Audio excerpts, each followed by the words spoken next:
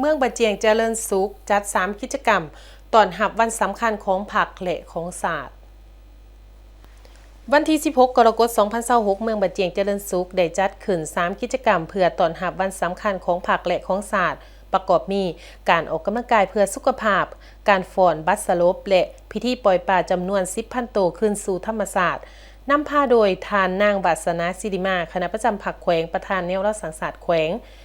ผู้ซีนำเวียกงานหอบด่านเมืองบะเจียงเจริญสุขฐานอำนวยเฮืองวงศากรรมการผักแขวงเลขาคณะบริหารงานผักเมือง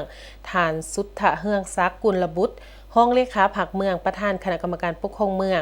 มีบรรดาคณะประจำผักเมืองกรรมการผักเมืองหัวหน้าห้องหัวหน้าของการประธานคณะกรรมการตาแสงพนักงานรัฐกร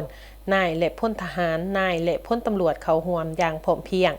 สำหรับกิจกรรมการออกกำลังกายและการฟ้อนบัสลบครั้งนี้ได้สร้างบรรยากาศคึกคืนและสะท้อนให้เห็นความสามัคคีของพนักงานรัฐกรและกำลังประกอบอาวุธพร้อมกันนี้การปล่อยปลาขึ้นสู่ธรรมศาสตร์ก็เป็นการอนุรักษ์ทรัพยากรธรรมศาสตร์ฟื้นฟูระบบนิเวศและสร้างจิตสำนึกให้ทุกภาคส่วนร่วมกันอนุรักษ์สิ่งแวดล้อมในโอกาสเดียวกันนี้ยังได้จัดพิธีการปาฐกถาวันสำคัญของผักและของศาสตร์ประกอบมีวันเกิดของฐานสุภานุวงศ์ครบรอบ117 ปีวันที่13กรกฎาคม1909หาวันที่13กรกฎาคม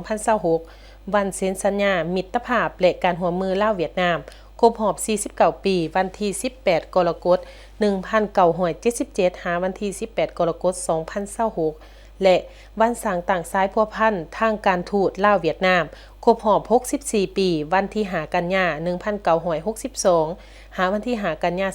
2026เพื่อให้พนักงานราชการได้รับรู้เข้าใจถึงคุณค่าทางประวัติศาสตร์และสืบสานประเพณีอันดีงามของศาสตร์สร้างความสามัคคีปลุกระดมจิตใจรักศาสตร์เสริมสร้างสุขภาพปลูกฝังจิตสำนึกอนุรักษ์ธรรมศาสตร์และสืบสานสายพัวพันธ์มิตรภาพอันยาวนานระหว่างสาธารณรัฐประชาธิปไตยประชาชนลาวและสาธารณรัฐสังคมนิยมเวียดนามให้นับมือนับมั่นคงและยืนยง